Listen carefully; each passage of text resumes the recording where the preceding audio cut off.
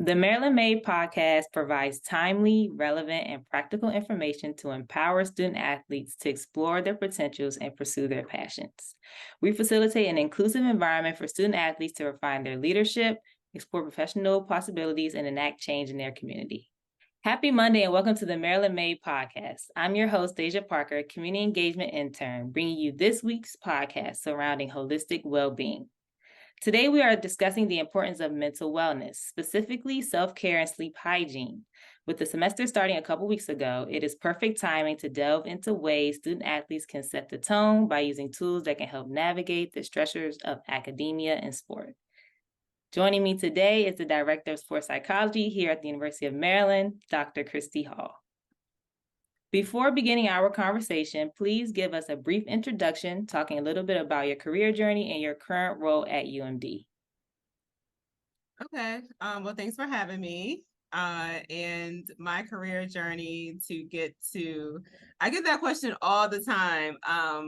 So back in my day, when I was in graduate school and getting my doctorate degree, I didn't even know there was a such thing as sports psychology. It wasn't as I guess really still there's only like 2 to 3 sports psychology like specific sports psychology programs. So I wasn't aware that there was a specialty of sports psychology. So in my doctorate program, so I have an undergraduate degree and 2 master's degrees in psychology. Initially, I was pre-med, and in my doctorate program, my concentration was health and neuropsychology. So I focused a lot on the brain and brain functioning. And I thought I wanted to work I thought I was going to be a career neuropsychologist. And so I worked with seriously mentally ill patients for about 8 years in a forensic setting. So I was kind of wavering between a neuropsychologist and a forensic psychologist, which I absolutely enjoyed what I was doing at the time. I was doing a lot of, I was a primary evaluator. So I did neuropsychological and forensic testing. And then in my private practice is when I started working with athletes, because in high school I played sports. I played volleyball, basketball, and softball in high school, and then in graduate school and college. I started doing races. So I did 4 triathlons. I've done several duathlons. Wow. And I did a couple of bodybuilding competitions. So with all that, I just kind of wanted to bridge, my clinical and educational acumen along with what I love doing, which was exercise and sports and, athletics. And like I said, in trainings for those events, those sporting events like the triathlons and particularly bodybuilding, like there's a lot of body dysmorphic and a lot of eating disorders, body image issues, and people have injuries, particularly like I said in triathlons. There's a lot of injuries. My last triathlon I did, it was windy. It was a lot of major bike crashes that day. Wow. And so it was a lot, right? And so I was like, geez, there needs to be like someone that can help athletes, regain their confidence, to rehab mentally and emotionally. And that's when I just did my own research and learned that there was a specialty of sports psychology. And so because I'm a licensed clinical psychologist, so I'm licensed in DC, Maryland, and Virginia. And psychologists also have a certification. It's through PsychPack, where we're licensed or certified to provide telehealth in several different states. So I have that as well. So, with that, a lot of the programs now for sports psychology, the 3 that I'm aware of, they do their master's level programs. And so those 3 specific merge or marry you get clinical training along with the sports performance training. Okay. But otherwise, people either do sports performance training and they don't have the clinical background or clinical training. And then like me, there's licensed psychologists or licensed clinicians that then get their performance training, secondarily or after um, licensure or after clinical training. Wow, I actually never knew that the path it seems like with that path, there could be a lot of different avenues, to get there, It but can, it yeah. can. Mhm, And what really helped me is my diverse background and diverse mhm, training with with different populations and different yeah, demographics.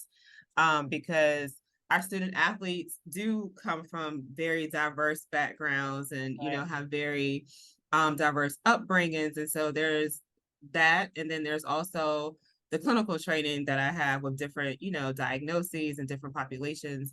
mhm, A large part, probably 95% of my job, and although oftentimes there is a sports related issue, the mhm, underpinning of that is clinical driven, like anxiety or depression, or even injuries have a mental health component to it within the rehab. So right. yeah. And I know many of us know that self-care is important, but struggle with actively establishing behaviors to ensure our well-being. So for student athletes in particular, of course, kind of what you mentioned a little bit already, they juggle sports, academics, personal relationships, etc. But what is your definition of self-care and what can this look like for student athletes? Well, so we talk about that a lot. I Mhm, actually gave two talks about that recently. And so self-care, it's eating, having, a balanced diet and not like going on a diet, but having mhm, healthy, balanced nutritional intake. It means adequate sleep hygiene. We like to say that's part of your rehab, right? It could also be taking a bath, going on a walk, having personal hobbies, exercise. When I mention exercise to student athletes, they're like, ma'am. But it could also, a lot of times the exercise that they get, they have to do it. So mhm, then, incorporating when there is time, maybe in the off season, things that, exercise that they enjoy doing or that you enjoy doing. Journaling, I'm a big proponent of journaling. And then spiritual practices, not necessarily praying to a god, but there are studies that if you believe in something high, like outside of yourself, that also helps with your mental health and mental balance, and not just thinking that you are in charge of all everything within yourself and all your own abilities. right, So any behaviors that prevent illness or that prevent physical illness and that promote, physical and emotional health, they're considered, self-care, and that can help build your resistance. Also connecting with friends, because a lot of times our student athletes, they're so focused on their crafts and their sport. And like you said, there is the academics part too. Don't forget, right. let's not forget that. But like, they tend to only engage with and hang out with, their teammates and be, so focused on their sport that sometimes there isn't room, or it's easy to forget your friends and family in your real life and your normal day-to-day life. So that's important too, to kind of, help you stay grounded that way. For sure, it seems like there are so many benefits to self-care, so, like, why might there be some hesitation from student athletes to not practice self-care, or what do you think those barriers could be? Well, typically because we live in a society of like go, go, go. You can Mhm, sleep when you die, and there's just this always having to be on and always having to be driven type of mentality. yeah, That when they do take a break, and this is not just for student athletes, but anyone, that CEOs or exactly. type A personality type people, Mhm, thinking that, oh, if I take a break, then I'm being lazy, or you may look at social media, or they may look mhm, at someone else and think that, oh, they're getting extra reps in, I should be getting extra reps in too. And if I don't keep pushing, then I won't get playing time, or my coaches or my teammates may look at me as weak. yeah, So there's that faulty thinking era that you have to always be on or have to always be doing things, and mhm, that there's no time for rest, when in fact that's the opposite. Like, we have to have rest in order to recharge, and mhm. in order to be efficient, and have your body and your mental health and your mental focus and mental agility. Absolutely. And you kind of mentioned this before as well, but I know we were talking about self-care in general, but I want to talk a little bit more specifically about sleep hygiene, which we know can be a major benefactor to your overall well-being. So can you describe that a little bit and why that's important for student athletes, but maybe for anyone, honestly, why that is important? Yeah, for sure. Sleep over the summer, it was funny for football during Mm-hmm. camp. Like I was always like, how much sleep are you getting? Mm-hmm. Like rack up on your sleep now, because you won't, it'll soon be like you'll be trying to catch naps, midday. Yeah. But I like to say sleep hygiene is like the outlet, like pressing that reset button on the outlet, because literally it's beneficial and for all of our well-being, right? Mm-hmm. So like it helps for all your executive function, like organization, planning, memory, which are all things that we all, not only student athletes, but we all need. But Yeah. just think about it. Particularly for student athletes, they need to be able to plan efficiently, like to plan your day, to plan your agenda. They have so much going on. Mm-hmm. And then memory, right? For like plays. Like we forget that you have to That's a remember good point. plays. Mm-hmm. And you also have to be able to balance academics along with athletics. So that's a major key. It's also beneficial for just your body, just rehabbing your muscles. So if you don't sleep well, your body won't be able to rest and rehab efficiently. Yeah. Along with your mood. So it's helpful for mood management. So just, think about the times where you haven't gotten enough or adequate sleep. You're probably anxious or frustrated or irritable. And so then, if you're starting out with being irritable, then you carry that over to your sport, which you then Mm-hmm. carry that over and it affects others, on your team. And it's like, geez, like, what did I do to you? Right. It's like, I'm sleepy, I'm tired, right? So all those things are important. It's also beneficial for nutrition. Like I said, like it could, cause you to either gain weight or to lose weight if your sleep hygiene and sleep is inadequate. Mm, So, there's several benefits there. And to me, there's all benefits to sleeping and having adequate sleep and right. having adequate sleep hygiene. And then, sleep hygiene, where I'm using that word a lot. So sleep hygiene is what it says, like hygiene for your sleep. Mm-hmm. So typically the recommendation is that you have 7 to 8 hours of sleep a night. There is like a certain amount of time that you want to cycle through REM sleep. I won't get into the science of that, but there is a certain amount of times for adults that is recommended for adults to like I said, cycle through. There's 5 stages of sleep, so to cycle through all the stages of sleep. Mm-hmm. And it's yes, we do want you to have the 7 to 8 hours, but it's not always about the amount or the quality. It's also about the quality of sleep. Mm, That's why it's important to be able, like I said, to cycle through those 5 stages. Um, and then within that, right, like having a wind down time. So if you want to be sleep by 10 o'clock, then you want to start winding down by 9:30. And what does that mean? That means mm, turning off your electronics, whatever your nighttime routine is, whether it's, brushing your teeth or taking a shower or anything like that, whatever you have to do to prepare for bed. yeah. Because by the time you get in bed, you want to be able to go to sleep, right? Mm-hmm. And so sometimes I recommend, meditation. For the Big Ten, we do have a partnership with the Calm app.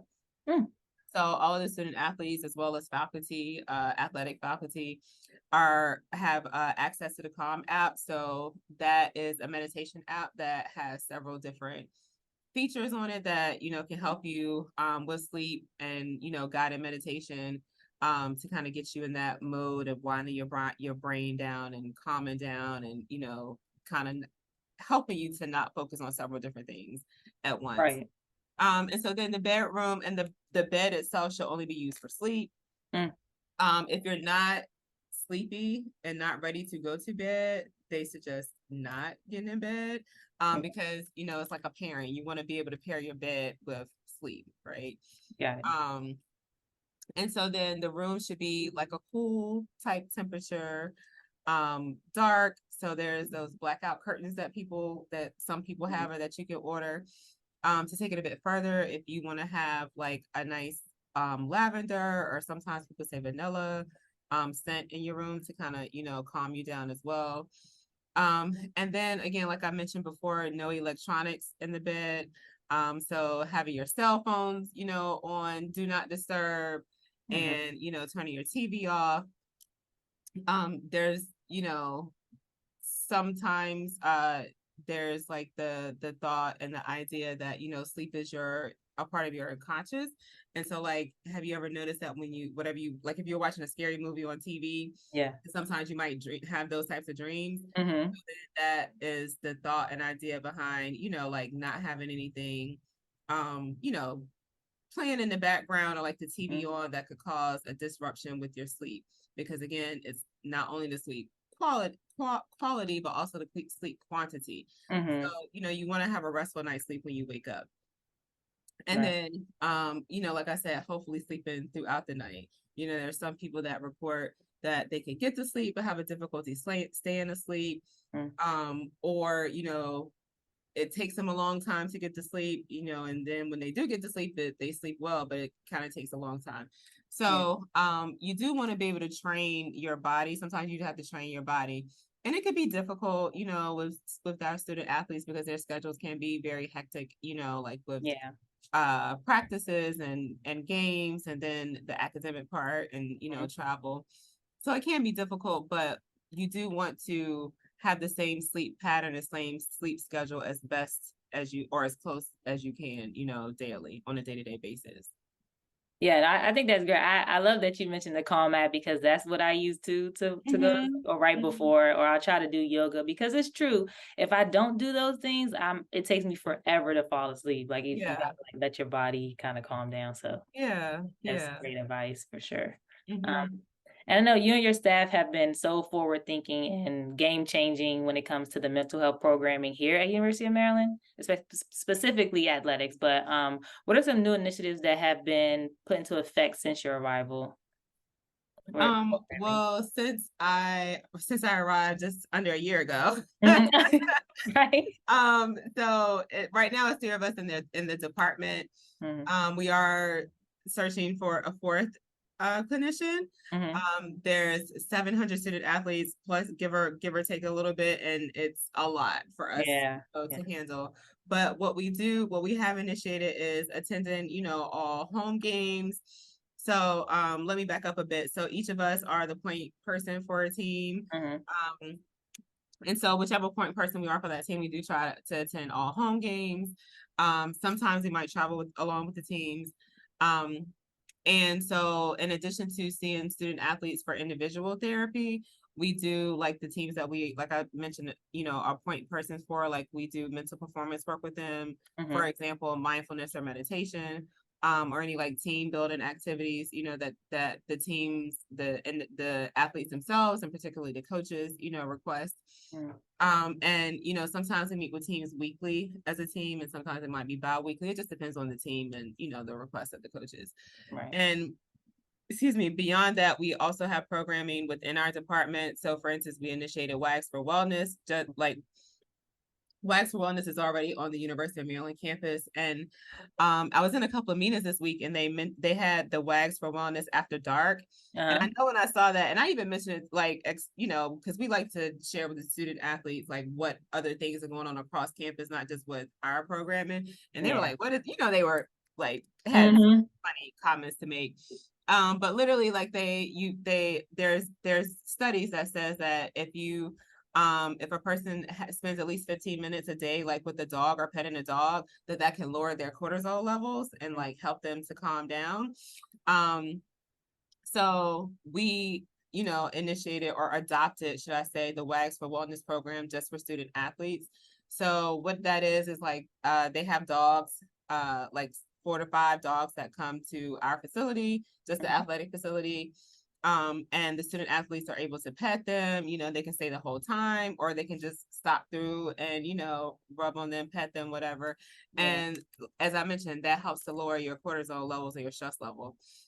So we initiated that.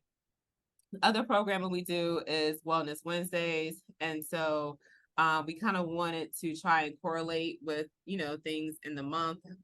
For example, this is Suicide Prevention Month, and then October is Mental Health Awareness Mm. Month. So we'll be doing something for one of the teams is football, obviously, that even before I got here, football was doing a mental health awareness game. So now we're just kind of taking initiative with the mental health aspect from our department for their mental health awareness game.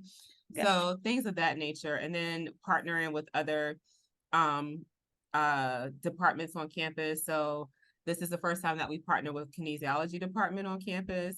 Mm. Like ever. So, it's last week I attended Dr. Goldstein's class and he was like, this is groundbreaking Yeah. because, they are the sports psychology research. Actually, they're like the Mhm. academia and we're the clinical. So to Mhm. partner with them, it is kind of groundbreaking, so to speak, because, and a lot of our student athletes actually are kinesiology majors. Right. A lot of them are interested in sports psychology. So to work together with that department is, something that is, to take Dr. Goldstein's word, historical and Yeah. groundbreaking. And then I'm on the Mental Health Coalition on campus. So, partnering with other, like I said, departments of mental health so that we don't, one, that we're informed, and two, we can like not always have to reinvent the wheel, like kind of Yeah. adopt and, just bring over what's already happening on campus and provide that to our student athletes and our student athlete population.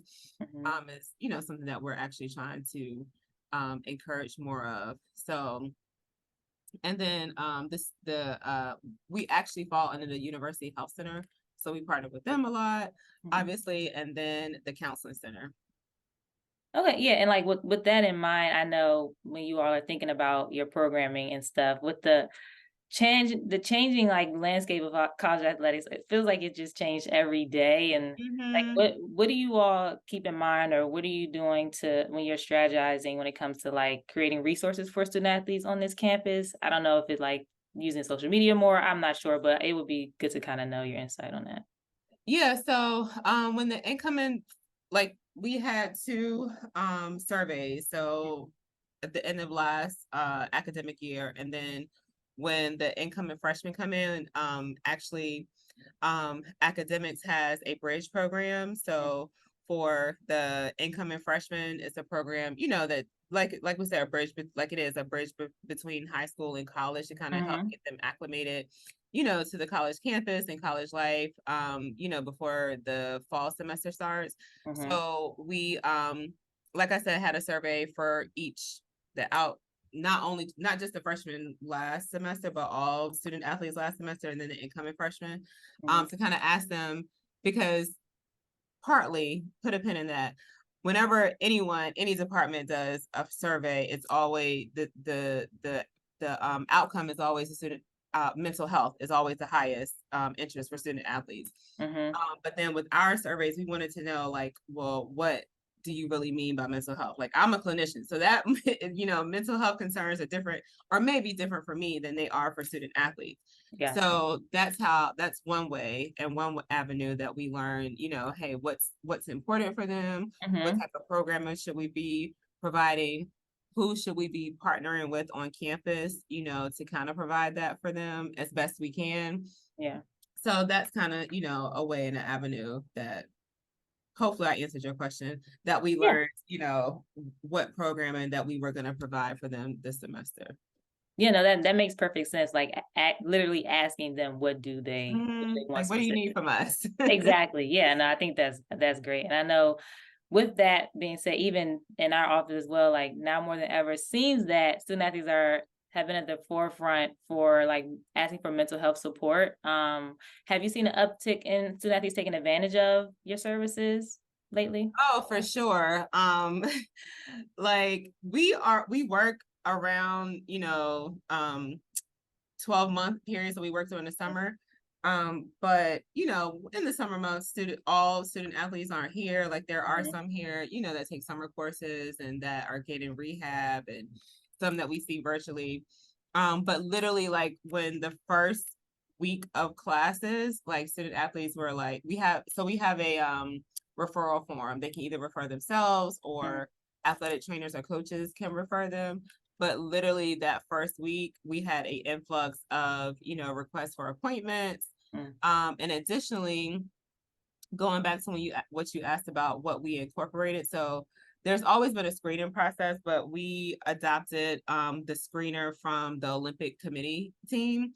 And so we adopted that and utilized that for our student athletes, like the incoming, like outgoing from last semester, and then as well as incoming, all not just freshmen, but all student athletes Mhm. coming in. So with that screener, it is very helpful because we're able to kind of capture, student athletes that may or may not have requested services on their own. So that's the way that, the uptick in your words, of appointments and individual sessions and requests have been increased as well. So, some student athletes may report, even if the screener isn't elevated, maybe one or two questions may be elevated, like anxiety is a major one. So, I've had some student athletes that report like, oh, this is something I thought about before, but I just never requested the services or never knew how. We Mhm. have a lot of transfer students that report that they don't have sports psychology at their that or they didn't have it at their on their campus, at their prior universities. Yeah. So just, for, to know that the services are here, a lot of student athletes do utilize it. For sure. And I know you talked a little bit about this with like you all having a presence at their games and stuff, which I think does definitely help to normalize you all's presence and them knowing that you all are there to assist them. Are there other barriers that you see for like reasons why student athletes haven't maybe taken advantage of the services? It's just not knowing that what's available, or is there other reasons as well? I think just the normal reasons Mm-hmm. behind, mental health or requesting mental health services, like the stigma Mm-hmm. still, there's still a stigma regarding mental health and requesting mental health services. Maybe seen as there's something wrong with you. So, we really work hard to normalize um seeking our services, like to your point, attending practices and, them getting to know us outside of, a office space. So, I love the fact that our offices are in all the athletic facilities, right? Like we're just like each of us have offices that are dispersed throughout the athletic facilities where the student athletes actually are. And then, going to practices, being present at games, all of that just helps not only us to get to know them, but them to know us. And Right. it might be a little less intimidating to come up to us during practice. Um, or if we're in if we're in the training room, or in the academic facility versus, stepping out, coming to knock on the door, or, Yep. requesting our services. Yeah, and I know, and we talked about the landscape a little bit before, but even with the Big Ten specifically, we know that there will be some new schools joining, and this is happening with other conferences as well. But what impact do you see the conference realignment having on student athletes moving forward, and like what can we do as a support staff to help during that time? I know it'll be a lot more like cross country travel and just a lot of stuff with that. So I'm wondering if the Yeah. mental health has to do. Um, for sure, like that question. So there's a Big Ten mental health cabinet within, the Big Ten. So that what I'm a part of that as well, and I attended the last meeting in this spring. And so that question was posed to us, the mental health clinicians. And so the primary thing is sleep that we mentioned earlier, like, Mm-hmm. just regular travel, even for pleasure, right? Like if you travel outside of your typical time zone, you're going to be tired oftentimes Mm-hmm. or have jet lag. So that's the primary issue and concern. And then just, being tired, after playing a game and then have to get on a plane to fly however many hours. Um, if you're a team that doesn't have a charter, flight or a charter, transportation or travel, that could be a concern, trying to get back in time for classes. And, if there's a delay at the airport, those are issues. And then if unfortunately someone gets injured, and you're away from home several hours, that could be a concern. And not just the student athletes, but the support staff, right? Like, the coaches. So it'll be a transition for everyone, I'm certain that they're working out the kinks. But those are just the primary concerns that we have. And then again, the academic piece and the academic portion, like I said, them being able to, there's already a challenge, with class schedules and practices. Yeah. So, with cross-country travel, thinking about how frequently it will disrupt, their class attendance and things of that nature. Yeah, like you said, it'll be interesting to see how everything unfolds. But of Yeah. course, any suggestions that you can have for like Maryland Made specifically, or what we can do to assist, I think that we all will be open to knowing what we can do to help, because it seems like it's a lot. So, Yeah. um, I want to make sure I mention this too, and you mentioned it before, but September is National Suicide Prevention Month, with this week being National Suicide Prevention Week. Are there any events or additional resources across campus or within your team that you want to share that people can take advantage of? Just for my team in particular, like I said, we have our Wellness Wednesday programming every third Wednesday. So, or second Wednesday. So next week we're going to have Wags for Wellness, and then we'll also incorporate, a program in then for suicide prevention. So the first half will be Wags for Wellness, and the second half will be programming for suicide prevention and just like psychoeducation, right? There is one thing that we're working on, and that's for all of and it's not right now, like hopefully it'll be like by next semester. But for all of the coaches to have mental health first aid training, which includes, suicide prevention. The national hotline for suicide prevention is pound 988. So, or hashtag 988. You can text that number for someone if you are concerned about them, for suicidality or in concerns of suicidality. And also, there's also another additional thing I wanted to mention regarding suicide prevention. And just the services that we have. So, like I said, you can, the National Suicide Crisis Lifeline is 988, or you can also text, if you're just in a crisis and want someone to talk to kind of, talk you out of that. If you're not directly connected to a clinician, you can text a counselor free for 24/7 or at any time of the day. You can text home to 741741, and that's, you can text home, HOME, to 741741, and that's that'll connect you to a volunteer crisis counselor if you're not directly connected to a clinician yourself, or if you are connected to a clinician and it's after hours and you need someone that you feel like you need to talk to. And obviously you can dial 911 for that. But those are the crisis hotlines. No, thank you.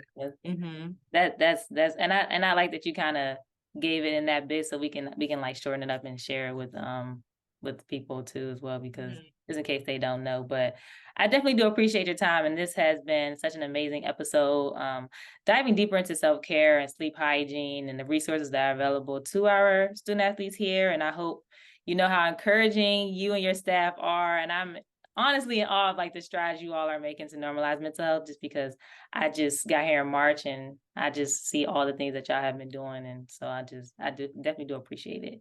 Oh, we appreciate it too. And like the coaches say, it's a group effort, it's a family effort. You guys with Maryland Made, academics, obviously the coaches and coaching staff. And I do appreciate too, just from President Pines to Damon, to Colleen and, my direct supervisor, Dr. Brooks and Dr. Marianopoulos and Dr. Klosner, everyone being in support of mental health and mental health awareness certainly, helps our job be a little bit easier because every campus doesn't have sports psychology or sports psychology clinicians directly on campus. Like some, although the NCAA, has the best practices, for campuses and campuses within our conference to have clinicians available for student athletes. Not everyone has them directly within the department. So we appreciate that, and just the support and engagement for our coaches, like I said, and everyone else within the department. And it certainly helps that student athletes, today are more informed and aware of mental health and, what they need mental health wise. So that is also helpful too, because, it's kind of like them, being vocal and advocating for themselves and what they need. Absolutely. Yeah, no. Like I said, I think that's great. And you're right, it's definitely a team effort and everyone it's like all hands on deck. So for sure. Now it's time for us to learn a little bit more about your interests outside of your profession through a little section we call rapid fire. Okay. I'll ask you a question. You have to respond the first thing that comes to mind, okay? Okay. There's only 3 of them, so. Okay. I got nervous a little bit. Okay. No. It's only 3. So what is your favorite movie of all time? Or I guess the one that first comes to mind. Now I'm gonna sound so old, but The Five Heartbeats. Oh, one of my favorite movies. That's a good one. I was just talking to my dad about that the other day, actually. Yeah. Love it. Okay. I'm from Washington, D.C., so this is important to me, but do you have like do you have a go-to restaurant in the DMV that you really enjoy or that you come to love since you've been? This may or may not have anything to do with the DMV, but I love pizza. Lido's is my favorite pizza place. Yeah. I don't think Lido's anywhere. I don't know if there is one. I've only lived as an adult in Maryland, so I don't know, but yeah, Lido's is my favorite. No, I think that's a good one. I don't think I've seen Lido's like other places, so maybe. I'm a Pizza Hut girl myself. I know that's not as good as Lido's, but that's what I stick with. But although, like growing up, every Friday my dad would get Pizza Hut. Yeah, see, I had Pizza Hut in years and years and years. Yeah, that's funny. Okay, last one. Do you have a favorite like childhood memory or something that you really like enjoyed growing up that you did? My dad used to take me horseback riding, so that's probably a favorite. I have 2. Him taking me horseback riding and him showing me how to fly kites out because I'm from like rural areas, so we had like a lot of land and large space that we could fly kites. So those are probably my 2 favorite childhood memories. Those are awesome. I know my mom. We went to like a kite festival when I was young one time. Oh, really? Wow, that sounds exciting. Yeah, it was really cool. But thank you, Dr. Hall, for participating in such a great conversation today. Thank you, Deja, for having me. We really appreciate it. And we appreciate all that you guys do as well. You have awesome engagement and support for student athletes. So obviously, like you said, we work hand in hand and we appreciate that as well. No, of course. And just to share with our listeners, if they don't know already, how can people follow you all's updates? I know you have a social media platform for your department, or how can they reach out to you all? Yeah, so our social media for our department is UMD Psych. Okay. And that's on Instagram. And then mine is Dr. Kristi Hall on Instagram. Okay, perfect. To all of our Maryland athletes, we have a few upcoming events before we close out. So our podcast drops every Monday at 9 a.m. We have 2 career readiness workshops. The first one is Discovering Yourself, Tuesday, September 12th at 7 p.m. The next one is Identify Who You Are on Wednesday, September 13th at 7 p.m. And then we have our first meetings of the year for all of our leadership groups. So we have Student Athlete Advisory Committee, which is on Monday, September 18th at 7 p.m. The pre-health terps meeting for anyone interested in the pre-health track is Tuesday, September 19th at 7 p.m. And then the last one is worldwide terps for any international students on Wednesday, September 20th at 7 p.m. You can come interact with fellow student athletes, free food in Gossett Hall. So just wanted to make sure I say that's open to all student athletes, anyone interested. But thanks again, Dr. Hall, and I hope you Thank have a great you. day. Thank you.